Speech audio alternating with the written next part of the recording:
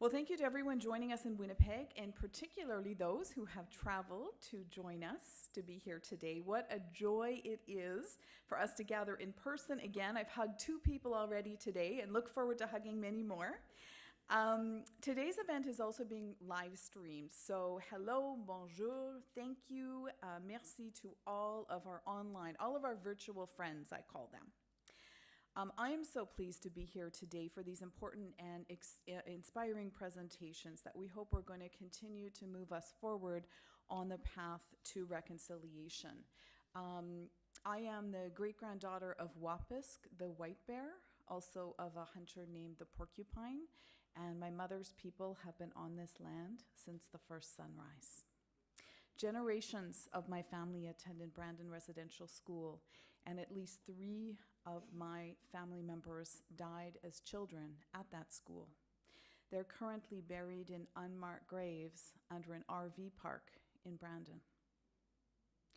And they are but 3 of thousands of lost children that the Truth and Reconciliation Commission of Canada began to identify.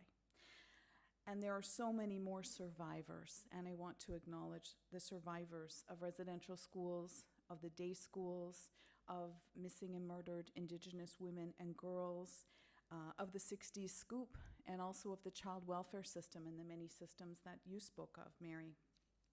This is our truth. Last June, the children woke up Canada. And it is now our collective responsibility to acknowledge this wrong and to together create a Canada where there is hope and opportunity and prosperity for everybody. Well, the presenters that we will be hearing from today have taken up that responsibility, and the work they do every day is going to change our country for the better. Right now in Manitoba, there's a well-documented 11-year and growing gap in life expectancy between First Nations and all other citizens living in Manitoba, and it will be similar across the country. Right now in Canada, as the Auditor General let us know in her latest report just a few days ago, there is systemic racism within the correctional system. Indigenous people are disproportionately sent to maximum security federal prisons more often and are less likely to receive parole. This and all of the embedded tentacles of our colonial past need to change, and being here together is an important step in that change.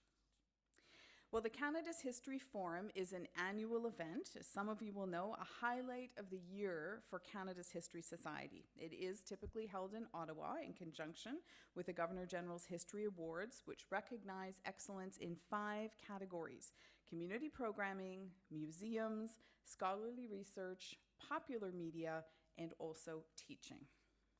We are excited to bring this year's forum to Winnipeg and to feature, as was mentioned, several past and present recipients of the Governor-General's History Awards. Today, we will be thinking and talking about truth and reconciliation. We will look at projects and initiatives that bring together Indigenous and non-Indigenous peoples and that work to reclaim traditional cultures, knowledge, and languages.